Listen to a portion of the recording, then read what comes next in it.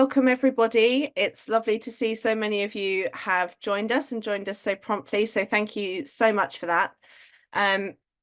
My name is Amy and I work for Framestore. That today's Insight session is in collaboration with. Framestore is a global visual effects and computer animation studio based right here in London. Okay, so I've got a panel of people from Framestore joining me today. So I would now like to welcome on screen Vicky and Davies and Shane, if you could all join me. Hello. Hi, thank you guys. As you can all see, Vicky and Davies are both in our office, and Shane and I are both at home. But yeah, you can see a little bit of what it's like inside the Framestore office behind Vicky and Davies. So I think it was mentioned when we emailed out that all three of these guys have worked on a project together. And the nice thing about Framestore is that we are one of the biggest visual effects and computer animation companies in the world, and that means we get to work on some of the best projects that there are out there. And that includes, and I'm sure this will be exciting, a lot of the Harry Potter projects, also a lot of the Marvel projects. And specifically today, these three all worked on the recent series of Loki that was out on Disney+. So we're going to start off by getting them all to introduce themselves and try and give you a little bit more detail about how their job, they all do different jobs at Framestore, but how their job led to the visual effects on Loki that you all saw on screen. Hopefully you all saw Loki, how their job led to that work appearing on screen, essentially. So I'm going to do it in order of the pipeline, in the order that their jobs actually go in how we work. So Vicky, that means I'm coming to you first. So it'd be great if you could introduce yourself, your job title, and then what that job is and how it's part of the process of visual effects. Of course. Yeah, hi, I'm Vicky. I'm a paint and roto artist. And that means I remove things from the background that shouldn't be there, mainly.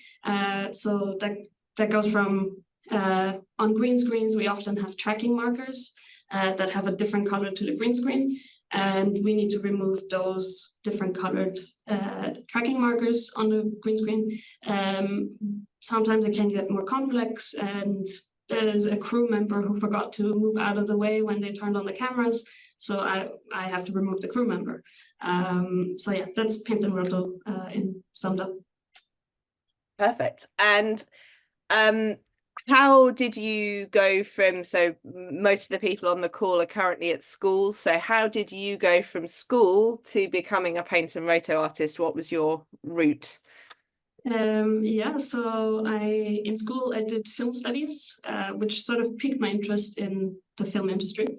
I like the merging of the creative and the technical side of things. So after school I decided to do a bachelor in film and TV production at Greenwich University. So I did that for 3 years, and then I did around 2 years at a small post-production house in London, where I did mostly editing. But it didn't feel right. So I decided to do a master's in compositing, which is sort of the next step after paint and roto. It's similar skill sets, but the next step after paint and roto. And so yeah, I did the master's, and then I was lucky enough to get a foot in the door at Framestore, and I worked with Amy in recruitment, and got a great experience there for 6 months, and then I got the opportunity to move into paint and roto. Here we are. Nice. So quite a long route, but I guess representing the slightly more traditional route, I suppose, of finishing school, going to university and coming in that way. Yeah. And as we'll see as we talk to everyone else, there are lots of different routes. So the traditional route absolutely is one way in, and that's absolutely fine, but there are other ways as well. Okay, Davies, I'm coming to you next. So you're next in the pipe. Do you want to tell us a bit about your role and how it fits into the work that we see on screen? Yeah, sure. So, hey, my name's Davis. I am a technical animator. And what a technical animator is we are like support for the animators. So if the animators have issues with their scenes, or if they're using one of our tools that we've coded and we've made in-house, if they have any issues with it, they will, contact us and we'll get in contact and we'll fix their issues. But additionally, we also do some animation as well. So there'll be times where some shots will be a bit more technical, and then they'll bring us in and we'll, talk to other departments. So for instance, with Loki, with some of the timelines he grabs, we spoke to rigging and we worked with them on how best to, have a rig that we could use efficiently for the scenes. And we also do other things. We do crowd work as well. We do some simulation work depending on the shows that we're on. So we have our hands in different baskets depending on the shows. So yeah.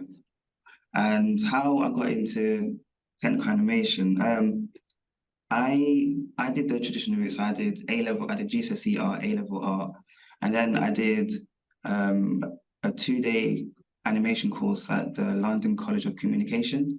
And the first day we did animation, and then that's what piqued my interest. And then from there, I based like my A-level work on animation, used that as a portfolio to go into university to study animation design at the Montfort University in Leicester. And then after graduating, I did a few freelance gigs, and then I applied as a tech runner at Framestore. I'm also interested in IT and tech, so I managed to get in, and during the few years that I was doing systems, I was still animating in my own time. I managed to have a few contacts here to mentor me, and then the opportunity for the Launchpad internship came up, and I applied for that. So I did 12 weeks there, and then probably like a year later, I applied to be a tech animator, and yeah, here I am. So yeah. What I think is interesting about your route, Davies, is that I think a lot of people think you can't do art and also work in IT. Yeah.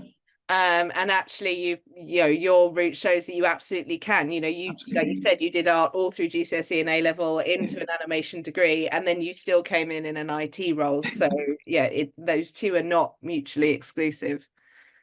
Yeah. Yeah, exactly. Yeah. Nice. Thank you. And then Shane, coming to you as the last one in the pipeline. So tell us a bit about your role and how it fits into everything everyone else has described. Sure. Hey, my name's Shane.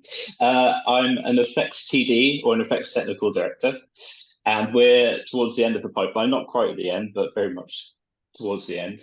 And we sort of cover a lot of little different things that maybe don't fit into other departments, but two of the main things that we cover are mostly more like simulation effects. So things where you wouldn't animate them with traditional keyframe animation, you would use simulation solvers, and these effects include things like destruction, where we might be destroying a building or doing like some kind of crash, natural phenomena like waterfalls, tidal waves, sea, and things like that.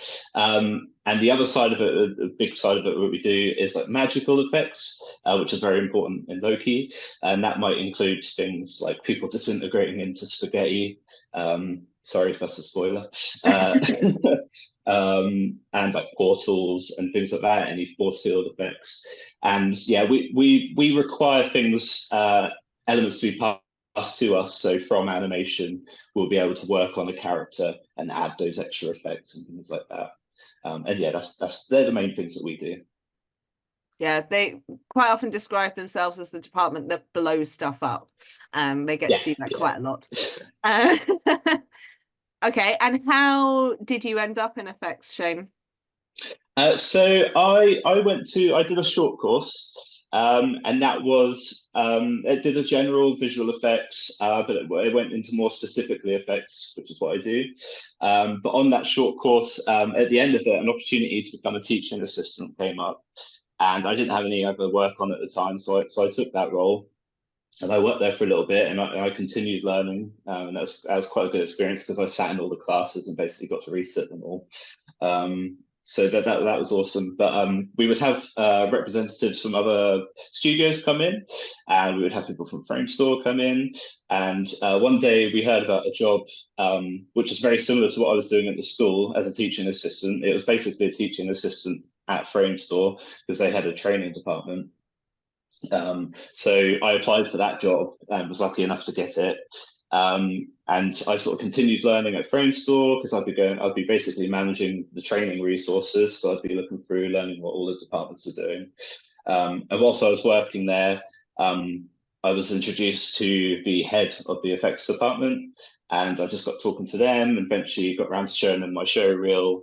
And one day, a junior role popped up in VFX, and I was able to sneak in basically. But yeah, that was my route, and I've been there for about 4 years since. So yeah. Nice. So as everyone can see, lots of different ways in, and also I don't think none of you came straight in the department you're in now. You all came in other departments and then have worked your way through the company. And I think that's really important as well, is that you know, you don't have to land your dream job on day one. It's okay. You know, you can work your way towards these things. There's one person missing from our panel because unfortunately they were unwell this morning, and that was our colleague Casper. Casper's actually in Paint and Roto with Vicky, so he does the same job as Vicky. But the reason I wanted Casper on the panel is because he had a different route in. So I do just want to mention that briefly. So Casper came to us via an apprenticeship. So he left school after his A-levels and came directly to us as an apprentice. So knew very little about how to make visual effects of any kind, but knew he was interested in it, and worked through his apprenticeship in Paint and Roto, and has now subsequently joined the team as a full-time Paint and Roto artist after completing his apprenticeship. And there are apprenticeships in other departments as well. So we have apprentices in what we call tracking, which is a route into other departments such as potentially effects or lighting or some of our other departments that aren't represented here. And then we also have an apprenticeship in what we call our assistant technical director department, which actually is quite a similar department to technical animation. It's supporting other artists with their scenes and with the tools, just not animation. Davey supports animation, and the ATDs or assistant technical directors support the other departments. So yeah, there are lots of apprenticeship opportunities, as well as all of the routes that have been spoken about already. Okay, we have some absolutely amazing questions. So thank you. We've got 41 questions. So we're going to have to rattle through these as fast as we possibly can to try and get answers to everyone. If we don't get through all of the questions, just so you know, the team from Discover are going to copy all of those questions, and we will do our best to answer them afterwards via email or whatever, just so that everyone does get an answer. But we will rattle through as many as we can now. Just wait for Shane's back. Excellent. Right, I'm just going to go through this as fast as I can, guys. So what's the hardest show that you've worked on and why? I'll start. I think for me it was actually Loki, because in Paint and Roto it was a very small team. We were only 4 people.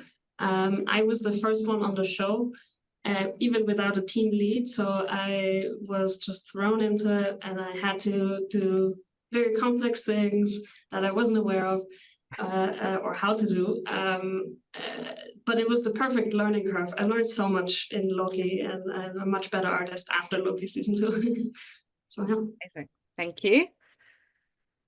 Anyone else? What's the hardest thing you've worked on?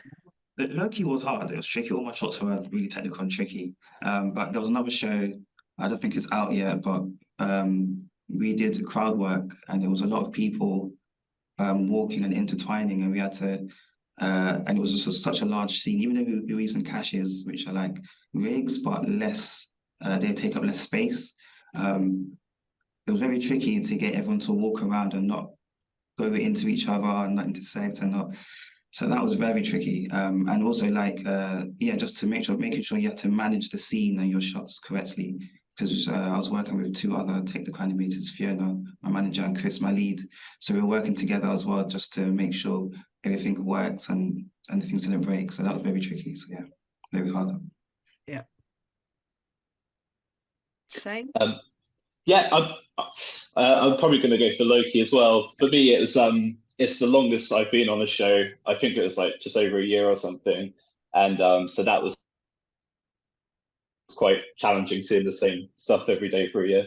And also because we did such a variety of effects, sort of managing all the tools and just making sure everything was working, to just having our heads in all these different spaces all the time was quite challenging. But yeah, so I'd have to go for Loki as well. Yeah.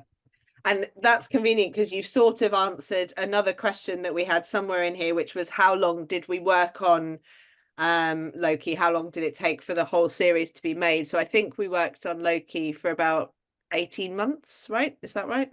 Yeah. Yeah, so yeah, about 18 months before it came out on Disney Plus, we were working on it, and that's fairly typical, I would say. Typically a film or a TV series we will work on for anywhere from 9 months to 4 years before it comes out, depending on how complex. So The Little Mermaid is another one that we worked on, that's obviously come out recently. We worked on that for 4 years before it came out at the cinema, so it can vary a lot. But yeah, Loki I think was about 18 months. Okay, so coming back to you then, Shane, the spaghettification effect, which was one of our favorite things. It was complex, but we loved it. How was that done through animation, or was that done through physics simulation? Yes, so both. It was driven by animation, so we would receive the animation of characters or whatever, and then on top of that, it would be a physics simulation.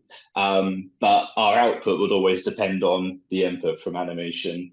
So yeah, they both work together very closely. Yeah. Nice, thank you.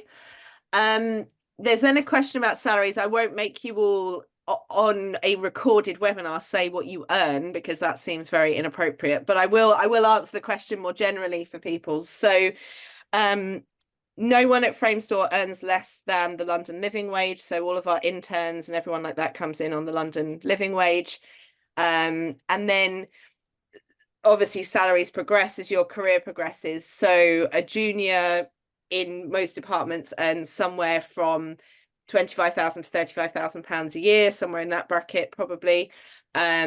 Once you become sort of a senior in your department, you're probably earning somewhere between 50,000 and 70,000 pounds a year. And if you go on to become a visual effects supervisor, which is the top of the tree, the most senior that there is, then you're earning a 6-figure salary, so over £100,000 a year. So there's obviously, you might start relatively low, but the progression is there as you progress your career. Obviously not everyone becomes a visual effects supervisor, but there's still progression into other roles as your career goes. So that's the salary one, which I know everyone always likes to know. Next question. So the flip side of what's been the most difficult, what's been your favorite project to work on and why? Do you want to go first, Davies? Yeah, I'll say Loki. Okay. Because it was just different, it was fun. There was a lot of animation work, and yes, some of the shots were actually big shots that I was working on. So I was really excited, and just to see them come out so good. Thanks to the FX, thanks to Shane and his team. It was very fun. The process and working together, collaborating, the whole show was very enjoyable. Yeah. And it's a great show. I watched it and I really enjoyed it. Vicky, what about you? Probably also Loki. It was the first one where I got really, like, it challenged me quite a lot. And it felt like once I saw my credit on the screen, I was like, okay, that's cool. I achieved this. And so many people will watch this show. So yeah, that was the most exciting part for me. Yeah.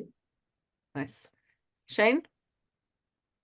Obviously Loki, but also this film here, Men I 'Cause that doubt was sincerely most of the people on this call will have seen them because it's quite hopefully terrifying. not. Yeah. Yeah, it's a horror. I'm a big fan of horror, so that's why it's my favorite. Okay. But just to be different, but Loki as well. So yeah. Nice. Yeah, don't go and watch Men, people. It's absolutely nightmare inducing. Okay, so we can answer this about Loki, although I'm not sure, did we do the portals on Loki? I feel like we didn't. Did we do the portals? We did some portals. We did, okay, but we've definitely done portals on other things like Doctor Strange and what have you. So how do we make characters go through portals that obviously don't really exist? How do we do that? It's going to be a combination of compositing and effects. So I don't know who wants to go first, but I guess I'll take this question.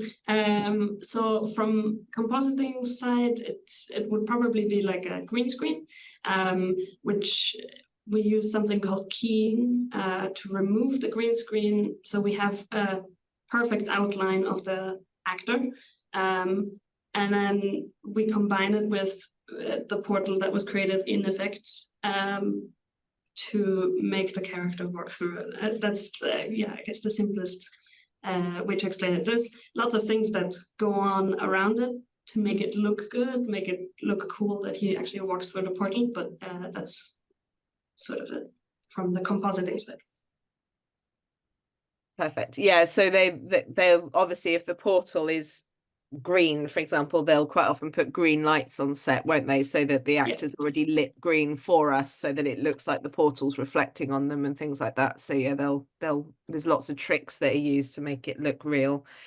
And they'll quite often have them walk up green steps as well, won't they, so it looks like they're sort of walking into the portal and things like that. I've seen that from Doctor Strange. So yeah, exactly. Okay, so apparently I've been told there's a great question somewhere in the chat that I can't find, but it's in there somewhere about whether we employ people who are neurodiverse. So I will take that one, and I'll say 100%. We have people with all sorts of different neurodiverse needs. So we have lots of people who are dyslexic, dyspraxic. That's a vast number of people in our business. But then we also have lots of people who are on the autism spectrum working for us. We also have lots of people who have other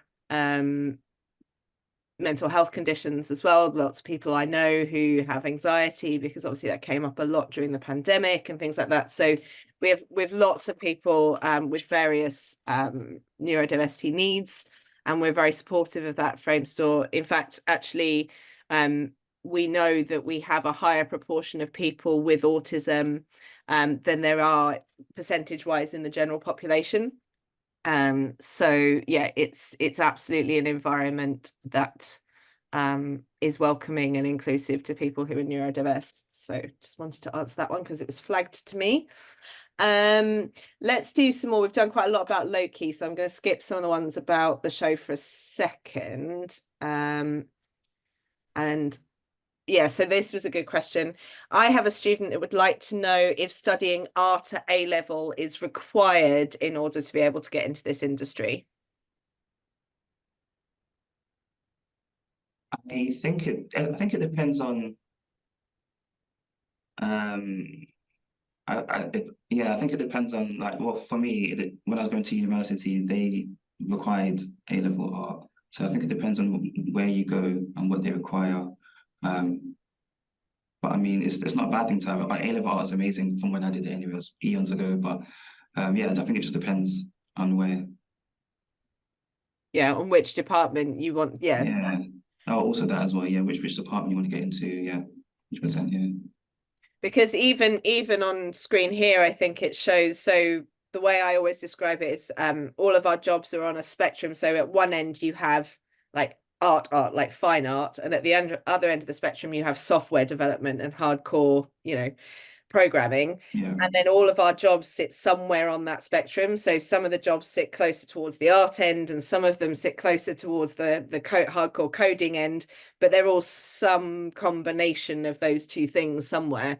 So yeah, you can do art A-level and sits in a job that's somewhere closer to that end. But if you want to be closer towards the other end, it's not mandatory to have an art A-level at all. So yeah, it sort of depends.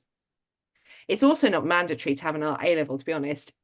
You can also just like making things in your spare time. You know, if you like going out and taking photographs or making little films with your friends, or, you know, doing anything creative, really, that works too. It doesn't have to be an actual art qualification necessarily. So yeah. Cool. What are the main softwares that we use at Framestore? So in paint and rotor and compositing, we mainly use Nuke. And for rotor specifically, we use Silhouette. And if someone was just starting out with, you know, having a go at visual effects, would you recommend that they started with Nuke, or is there something you think they would be much better off starting with? It's a little bit complicated to get into, but you could start with After Effects. You'd get the same ideas from it. It looks completely different on screen when you open the software, but I think it's a good starting point to learn the basics of compositing, the basics of keying, and all that stuff. Perfect. Yeah. What about on the 3D side? What do you guys use? So in effects, we mostly use a tool called Houdini and another tool called Maya. So they're just 3D software packages. Houdini is more specialized to what I do for simulations and things like that, and Maya is more general and used across the whole pipeline for everything. But if I was to recommend someone starting out, I'd maybe use Blender. It's like a free open source version. So you haven't got to part with any money. There's also a lot of training and stuff available for that online. So that's a good way in, I think. Great.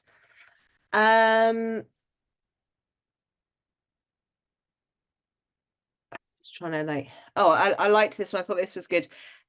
Any misconceptions about your job? So I quite like this one. I'm sure you've all had it. How do you explain your job to your family and friends who don't work in the industry? Like, what are their misconceptions about what you actually do for a job?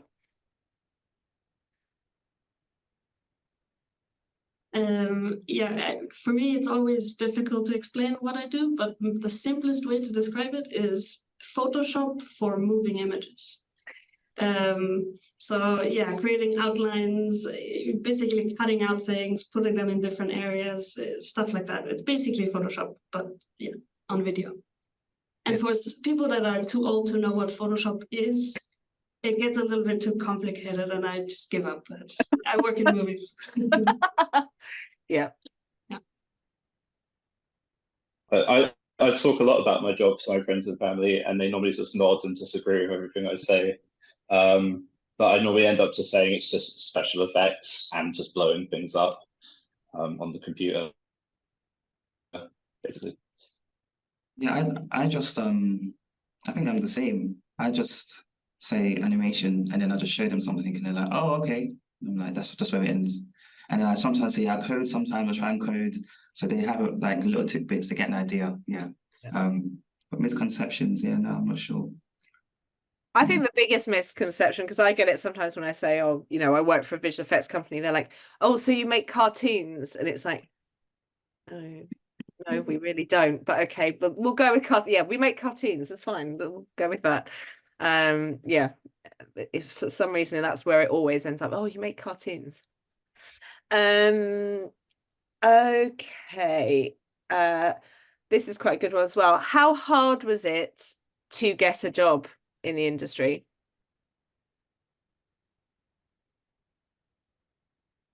Be honest. I think it's good to be honest. Yeah, it was hard in the beginning. But yeah, it was hard in the beginning, but yeah, because you have to network, you have to, you know, get out there and you also have to work on your craft. You have to do your work because that's part of it. You have to show people this is what I can do. So yeah, it was. But then once you get your foot in the door, it just becomes easier because it's easier to network and you work with people, you collaborate, so you gain your contacts. But it's part of the journey, isn't it? It's a competitive industry, so but it's very rewarding as well at the same time. But yeah. Yeah, I saw Yeah, no, go Shane. I was going to say I saw you nodding, both of you. So yeah. Yeah, I was going to say, yeah, for me, I'm not particularly a very confident person, so it's very hard sort of coming out of my comfort zone, going out and sort of showing people my work and talking to people at school and things like that. But it was also difficult just not knowing if I was doing the right thing, if I was taking the right path, because, you know, there's no real indication if you're doing the right thing or not. But most people I know, if you stick at it, eventually you get to where you're going. So yeah, it's just how long it takes depends. It's variable. Yeah. And it also takes just one person to give you a chance, right? So it's just one person that gives you the chance to get into the industry, and then you're in, you know, and then you move from there. Excellent. I'm going to answer some of the ones about how young people find out more. I will answer because that's Bonnie, you said there was a good question. Oh yes, so there was a question about if you're not based in a big city like Bristol or London or Manchester, where there are hubs of games and animation companies and things, do you have to move to a big city to work in this industry? I would say no, especially now after COVID. Also here at Framestore, we have more of a flexible working, so we now only have to come into the office twice a week. And I actually only come to the office twice a week, and the rest of the week I work from home. We also have a thing where you can work from abroad for 4 weeks every year. So I think a lot of companies also moved away from office spaces completely, I believe. So you don't necessarily need to live in a city to do this. Yeah. Perfect. All right, I think I've got time for one more from you guys before we run out of time. Oh, what am I going to pick? What am I going to put? There's so many questions in here.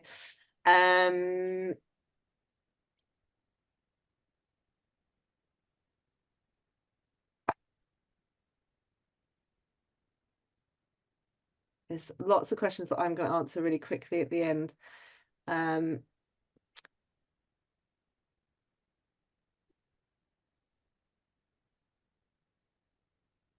We'll go with this one because it keeps coming up. What was the shot scene element of Loki 2 that kept you up at night and stopped you sleeping because it was so challenging? There we go. We'll end on that. For me, it was one specific shot where a car flies in through a window and a massive ball falls down, and I had to remove a lot of wires and crew in the background. It was just a lot, and the camera move was very complex. Yeah, I worked on that for a few months. That was rough. Yeah. Literally dreaming about that shot. Yeah. Yes. I would say the same scene. And the opening sequence, I had to animate the mail cart flying through, crashing into the statue, spinning and hitting the building, and I did so many iterations. Yeah, and then the last episode with the timelines, when Loki starts to grab the timelines as well, we use a bit of like simulation and animation, and it was just, yeah, it was so many iterations just to get it right, but we got there in the end. Yeah. We got there. Yep. But yeah, it was. Shane, what kept you up at night? For me, it was that last sequence. So hopefully people have seen it. If not, plug your ears. But there's this large contraption that gets destroyed at the end, and there's a lot of elements going on and interacting with each other. Lots of timelines, rigid body destruction, and magical explosions, and yeah, everything and anything is just thrown in at the end. And yeah, that was quite difficult to manage and took a little time. So yeah. Awesome.